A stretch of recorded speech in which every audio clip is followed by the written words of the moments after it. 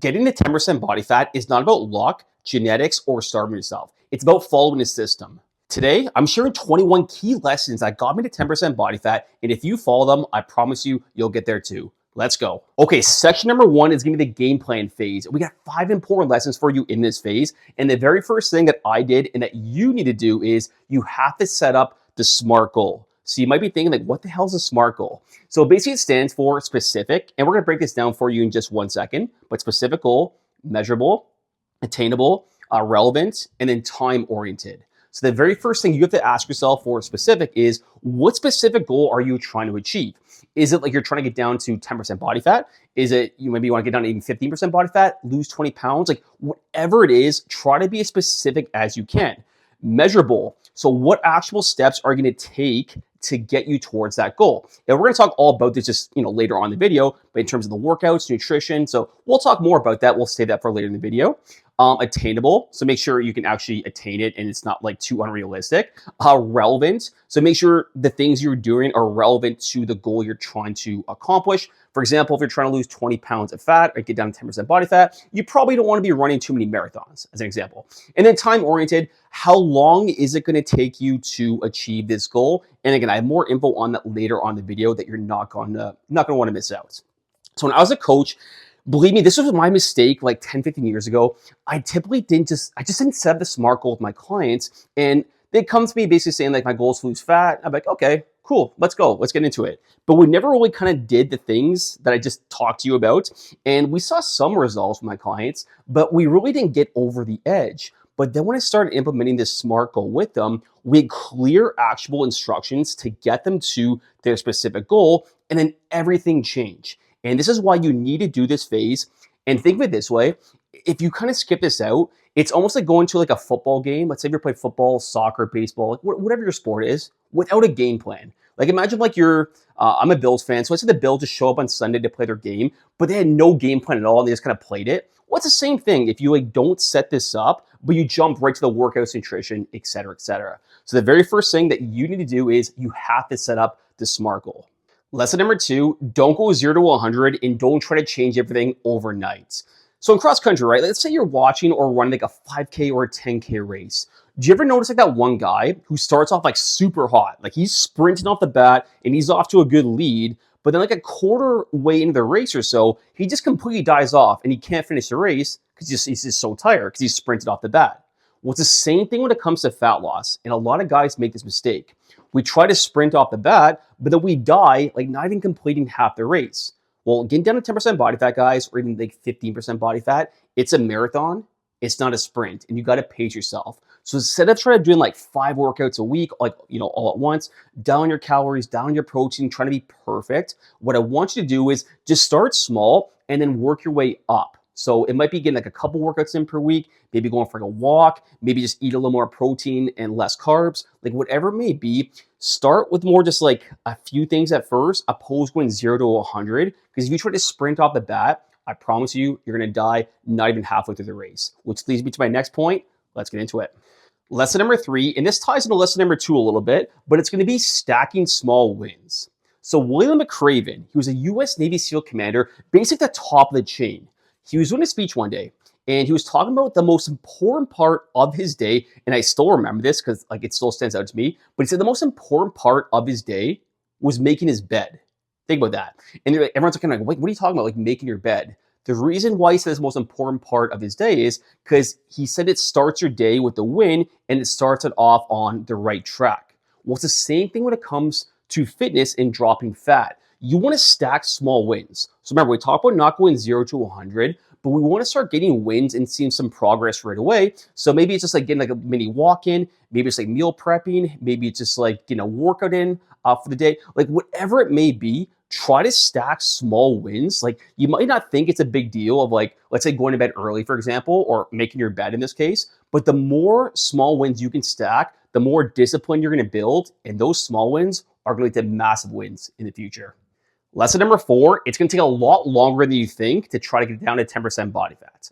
Now, have you ever done something like a project, or you're about to do a project and you're super excited, you're highly motivated to do it, but then you start doing the project and you realize like, oh crap, like this is going to take a lot longer than I think. It's going to be a lot harder than I think. and you start to lose motivation. Well, it's the same thing when it comes to getting down to 10% body fat. And this is why it's important to set clear expectations, because there's a lot of videos online, right? Like get down to 10% body fat in 2 months, 3 months, like pretty unrealistic expectations. And that's a recipe for a disaster, because if you go into it and let's say you're a month or two in and you're not even close to 10% body fat, well, guess what's going to happen?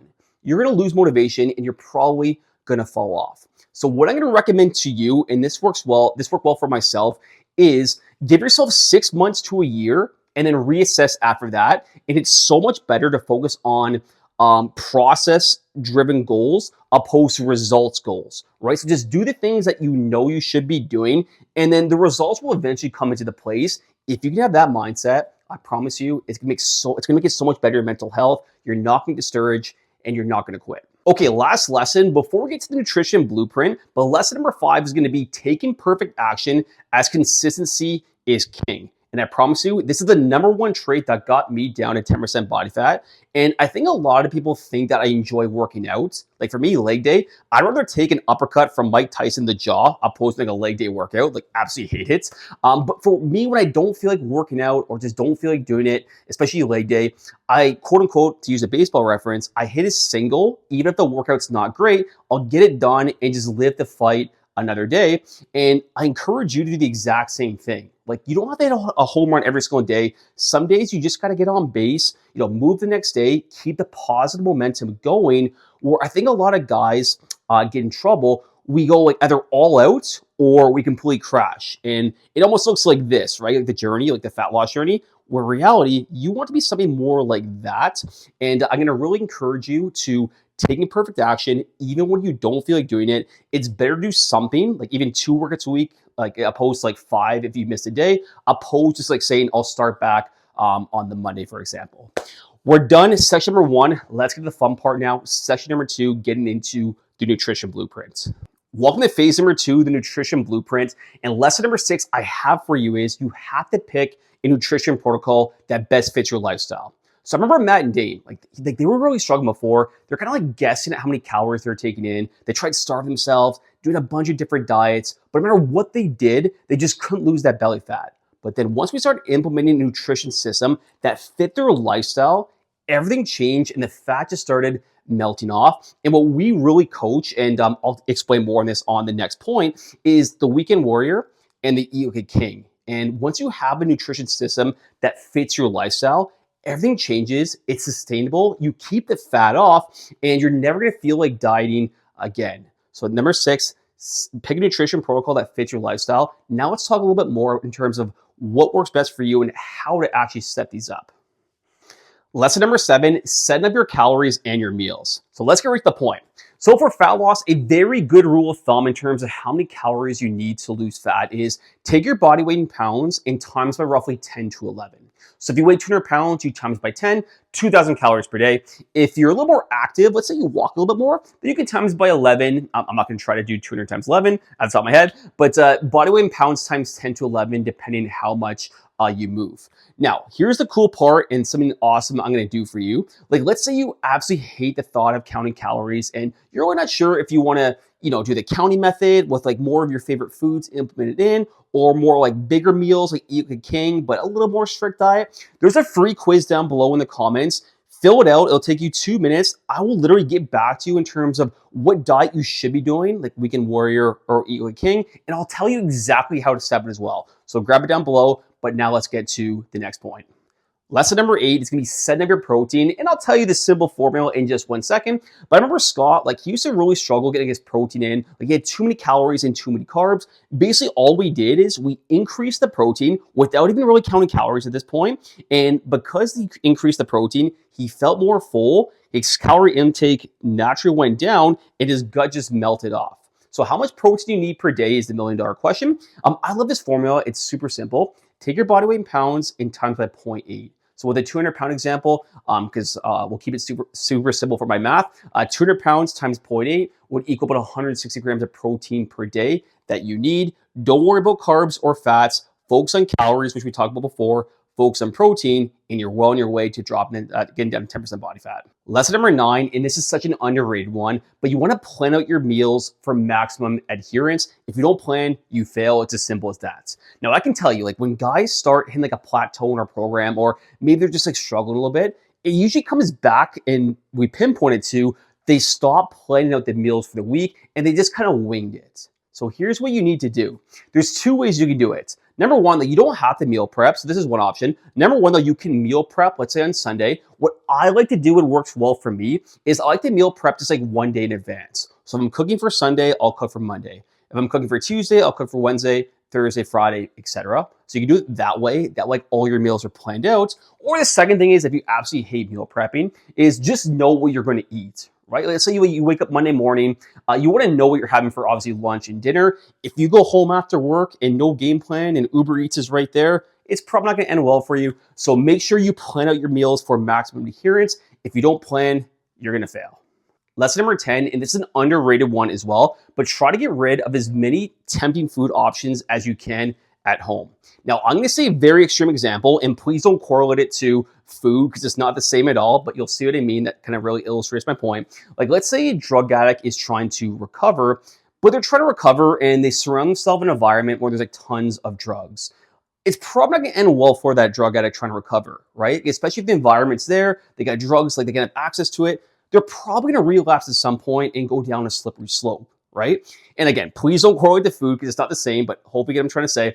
It's similar when it comes to food, the principle at least, where if you're trying to, lose body fat, eat more protein, cut the calories down a little bit, if you have a ton of tempting food options in your house, like donuts, desserts, chips, like some of those foods that you really enjoy and love, it's 10 p.m. at night, you're feeling hungry, you're probably gonna go those foods at some point, right? And then if you do and you get back on track the next day, not a big deal. But for a lot of guys, like we have those foods and we just keep it going down that slippery slope. And then next thing you know, we're right back where we started. So I'm all about, implementing your favorite foods in a nice, healthy way, of course. But if you can get rid of those tempting foods in your house, at least most of those options, I promise you, you have a much better chance of dropping the fat and keeping it off as well. Okay, section number 3, the execution plan, and we're going to talk all about workouts in just 1 minute, but lesson number 11 I have for you is going to be, this is the golden principle, never miss a Monday workout. So I remember one time, I think it was the Bills versus 49ers on a Sunday night game. It was a late game. I think it was during COVID, actually. And me and my brother, we were drinking, me and Sean were drinking whiskey pretty good, and we were celebrating pretty hard because the Bills won that night. I remember waking up the next day, pretty early still, trying to keep the routine. And I felt like absolute crap. But I'm like, you know what?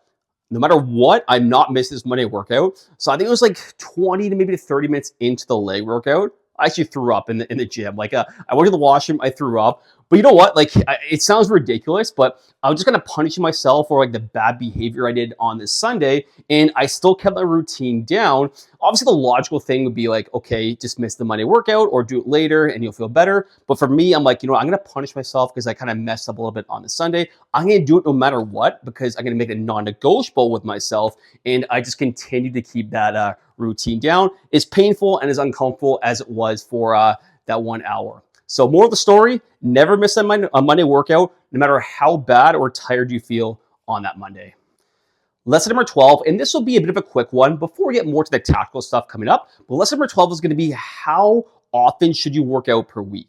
Now, this will kind of feed right into the SMART principle, right? And this will go under the M, measurable. So you have to find out how many times are you able to work out per week? And we'll talk about exactly how to, structure workouts based on how many times, just 1 minute. But is it 3 times? Is it 4 times? Is it 5 times? Whatever number you pick, you want to make sure that you can sustain it. Don't say 5 if you're only going 3. Pick a number, hit it no matter what, and make it a non-negotiable with yourself. Lesson number 13, how to structure your workouts. So here's exactly what I would do if I was working out 3, 4, or 5 times per week. If I was working out 3 times per week, and here's what I'm gonna say though, guys, there's no perfect split. So if someone says that, it's bullshit. Just kind of keep that in mind. But what I would do, and that I find that works really well, if you're doing 3 times per week, do 3 full body workouts per week. So maybe 1 on Monday, 1 on Wednesday, 1 on Friday, for example. If you're doing 4 times per week, I would do an upper lower split. So upper body Monday, lower Tuesday, maybe Wednesday off if you can. Thursday back to upper, lower back to Friday. Or free. Does that make sense? And then the 5 times per week, this is exactly what I do right now, is I do upper body Monday, lower body Tuesday, pull, so kind of like back and biceps on Wednesday, push, more chest, shoulders, triceps on Thursday, and then back to lower on the Friday. Now, if you want more info in terms of how to set that up, I'll link a video up here. I go a lot more in depth, or just comment workouts down below, and I'll just send you a free plan that you can basically follow. But yeah, just make sure you know how many times you're working out per week, and you want to make sure you structure your workout in a good way that's going to give you the best results. And this is exactly what I would recommend. Lesson number 14, and maybe this should have been before lesson 13, but lift weights, don't really focus too much on cardio. I'll tell you exactly why in just 1 second. But I remember Greg, like he was a client of ours and still is. And I remember he used to do like a lot of like, high intensity interval training, like jogging, sprinting, all the things that you could think of, but he was still really stuck. And we just made like 2 simple changes. Obviously, number 1, we focused on nutrition a lot more because like that was the big factor. He's trying to out-train a bad diet. But number 2, we focused on weight training because the goal in a fat loss phase is we want to let nutrition take care of the fat loss for us. I'll explain why in 1 second. And we want to strength train in that fat loss phase to protect our muscle. If we just focus on cardio, which is a flawed way, and we don't do anything to protect our muscle, we're going to drop fat for sure, assuming the nutrition's on point. But I promise you, you're just not going to like the physique that you're going to have because you're just going to lose a lot of muscle in the process, and it makes losing fat way harder in the long run because I'm sure you know, the more muscle you have, the faster your metabolism is going to be. So here's a stat and I should say a fact for you. Exercise only makes up about 5% of how many calories you burn in a given day. 5%. I think most of us think it's probably like 80, 90, maybe even 100%, right? But it's only 5% of how many calories you burn in a given day. So focus on weights. If you want to add in bonus cardio, definitely feel free to, but make sure the bread and butter of your training is weights. Add in cardio if you want, but this is going to lead me to my next point, which is even more important in terms of how to increase calories, your calorie burn, I should say, without wrecking your body. Lesson number 15, walk 8 to 10,000 steps per day if you can.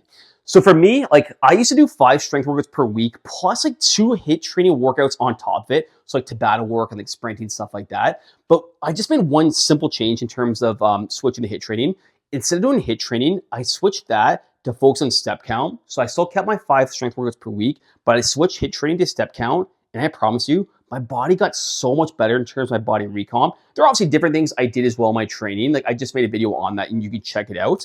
But HIIT to walking, I got better results. And I promise you as well, I overall just feel so much better. Like my body right now at age 34, almost 35, feels better than age 24. So for us guys, especially when we get to our 30s, 40s, 50s, it's not about working harder, it's about working smarter. Okay, welcome to phase number 4, mastering real life challenges. And this definitely doesn't get talked about enough. But lesson number 16 I have for you is going to be what to do in social situations, right? Like let's say you're going to a restaurant the weekend, or you're going to get some drinks or some higher calorie foods. Like what do you do? So like for me, I can promise you, like when I was younger, I used to let the weekends completely ruin my progress. Like alcohol, late night frozen foods, pizza on the weekend. The cool part is I still had those things. I just literally just implemented our weekend warrior system, which you can, again, do the quiz below and I'll tell you exactly that's right for you. But, and now I just still drop fat pretty effortless. But what you can do, like let's say you don't want to count calories, I'll give you a few tactical tips that you can do to make sure you still drop fat, even if you're going out in those social situations. So the very first obvious thing you can do is like, let's say you're going out on Saturday, you can just lower the calories a little bit on that Saturday and just increase the protein. So calories are lower, high protein foods before you go out. Because like the last thing you want to do, like let's say you're going to a restaurant at like 6 p.m. with your friends, the last thing you want to do is like go to Denny's for a Grand Slam in the morning, right? Like probably not a smart move. So have lower calorie foods, higher protein foods to give you more wiggle room for the night of. The second thing you want to do is make sure you get a good workout in. So either workout or walk, like whatever you want to do. Like I know to this day, that's exactly still what I do if I know I'm going out. And it just kind of helps keep me motivated and staying on track. And here's the other cool thing you can do is, and again, this kind of falls in line with the weekend warrior, but you can just lower the calories the day before or the day after. So let's say on Saturday, like you still messed up. Maybe you had 4,000 calories you went over. I don't want to say messed up, but you went over your calorie limits. All you basically do is just compensate a little bit the day before, or the day after. So let's say Sunday, you typically have about 2,000 calories. Maybe you want to have about 1,800. And then Monday, maybe have like 1,800 opposed to 2,000. That way, you just give yourself a little more wiggle room in terms of room for error, and that you actually stay on track and still lose fat. So social situations are part of life. You don't have to completely freak out about it. We're not robots, so you still want to go out, have some fun. Like, don't want to live in like Tupperware and eating chicken and broccoli all day. But there's definitely a few things you can do, which I talked about in terms of how to go out, still have fun, and drop that starting belly fat. Lesson number 17, how to bounce back after a bad day. Remember before I told you in terms of guys and losing fat, it kind of looks like this, like that roller coaster. Like it's very up and down, like 0 to 100. Well, this is where that one day kind of really sparks that big drop, right? So like, how do you bounce back from that one bad day? Well, first off, it's important to know if you have one bad day, it's really not a big deal. We're humans. It happens to every single person. Tom Brady, the best quarterback of all time. I hate to say it as a Bills fan, but even he had bad days at the office. So when it comes to like jobs, fat loss, whatever it might be, everyone's going to have an off day. But it's important that if you have a bad day, you get back on track right away, and you kind of don't let that big, that snowball effect go down. You want to kind of keep it like that, right? Ideally, opposed to going up and down. So what I'm going to recommend for you as well in terms of how to get back on track the next day, I talked about some tactical stuff you can do in terms of like lower the calories, increase the protein and this stuff before.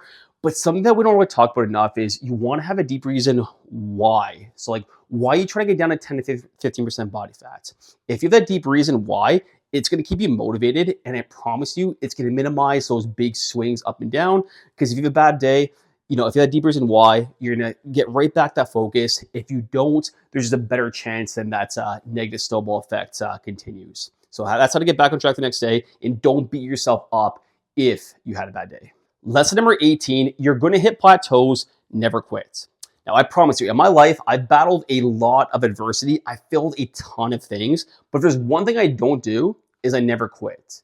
And I promise you, if you have that mindset, getting down to like 10, 12, 15% body fat, if you never quit, then I promise you, you're never going to fail. Like, I know it sounds cliche, but too many guys give up when things aren't going well. And I promise you as well, like, there's going to be a time where you're doing everything correctly. Like, let's say you drop like a bunch of fat, but you still have some fat to lose a few months in. Like, you're working your ass off, like you're counting calories, your protein's dialed, you're hitting your workouts in. There'll be a time, I guarantee it, where the scale's not going to budge and you're going to look exactly the same. What if I told you if you just kept going, you're going to hit that breakthrough eventually? But for a lot of guys, we just stop when the going gets tough and we lose all our progress. So just know you're going to hit a plateau at some point, getting down to 10% body fat. Don't quit. Keep going. It's going to happen. It's very natural. So I'm trying to set your expectations because you will experience some plateaus in some form, way or another down the road. Lesson number 19, tracking progress correctly. Now, the thing is, guys, we get so fixated on the scale sometimes, and we start panicking if the scale doesn't go down. So I'll tell you how to measure progress in 1 minute. But I remember Hemon, hopefully I still have the before and after. If I do, I'll show it. But I remember he came to me, and he told me the number on the scale. Like, he was stuck and he was feeling frustrated. So I said, okay, send me some after pictures, like relative to when he first started. And then when he sent it to me, we compared them. We saw the difference. Like, it wasn't like earth shattering, but you could see like the waist was down. He had more arm definition, like more chest definition. You could definitely see like noticeable differences at the exact same weight. So you might be thinking that what are a few ways to do to measure your progress? Number one, and I'd say the most important thing to do is your before and afters. So take pictures, ideally every like 2 to 4 weeks, like 2 weeks if it doesn't mess up your mind, 4 weeks, 4 weeks if it doesn't mess up your, 2 weeks if it doesn't mess up your mind, 4 weeks if you kind of get a little stressed about it. The second thing you can do is body measurements. So ideally, just kind of get someone to measure your waist, like your chest, your stomach, all that sort of stuff. The third thing, of course, is the scale. If you do weigh yourself, try to weigh yourself like every single day at the exact same time, like if possible. And the fourth thing you can do as well is the clothes test. Like, how do your clothes feel? A lot of times, like, guys come to us, like, even the scale's pretty close. They'll say, feel better at the waist, and they feel like bulkier at the arms. That's a good thing, right? So that's how to track progress correctly. It's not just the scale. If you just go by the scale, I promise you, you're going to be disappointed. And obviously, another thing as well, is body fat. If you have body fat, do that as well. Kind of the scale, though, do the exact same time if possible. So those are 5 things you can do to track progress correctly, and don't just go all in on just the scale. Lesson number 20, I call this the underrated fat loss hack, but it's gonna be prioritize your sleep. Now, if you sleep like crap and you're trying to get down to 10% body fat, it's basically the equivalent of trying to run a marathon uphill. It's probably not going to go too well. I'm not going to tell you how to structure and set your sleep. Like, you're a grown man, you're watching this. I'm sure you can figure that out. And I'm not going to lecture you on that. But what I'm trying to say is try to get as much sleep as you can, because what happens if you don't sleep, your hunger hormones actually go up. So you're going to feel more hungry and you're not going to feel as full throughout the day. And at the same time, you're going to get more hunger cravings, right? Like, I'm sure you know what I'm talking about. Like, you wake up maybe Sunday morning from like a night of drinking, and maybe you sleep like crap. You probably don't want to eat like chicken and broccoli, right? Like, you're probably going to pick something else that you want to indulge in, and you're not too concerned as well, and usually kind of leads to poor choices. So again, I'm not going to lecture you in terms of like how to set the perfect sleep structure, but try to get as much sleep as you can. If you don't, it's going to make it very challenging to get to 10% body fat. Lesson number 21, don't major in the minors. So I think sometimes guys, we get in trouble when we really start focusing a lot of our efforts on the stuff that really doesn't matter a ton, right? Like the 1% stuff. So maybe stuff like creatine or some fancy supplements or like carb versus fat ratio. We spend so much time being fixated on those things, but in reality, like we want our efforts to be on like, obviously calories, protein, our strength workouts, our walking, being in a proper environment, all the sort of things. And if we spend just too much time on those 1% stuff, it's really not going to move the needle, And the only time that stuff really matters is, let's say you're close to 10% body fat, then you might want to get everything dialed in. But for now, like if you have to drop like 10, 50% body fat, don't worry about it because it's only going to move the needle about 1%. We want to focus more on the macro stuff. Hope you guys enjoyed it. Now, remember, for the free quiz, grab it down below. I'm going to hook you up. Just like fill it out, and I will get back to you in terms of what you should be doing. And I have more videos in terms of how to set that up, like the weekend warrior king. I'll see if I can link one at the end. But if you fill it out, I'll basically send you an exact document on how to do it. And I'll tell you what eating style that you should be doing. Absolute game changer, free of cost. You got nothing to lose. Hope you enjoyed it, guys. We'll talk soon, and see you in the next video.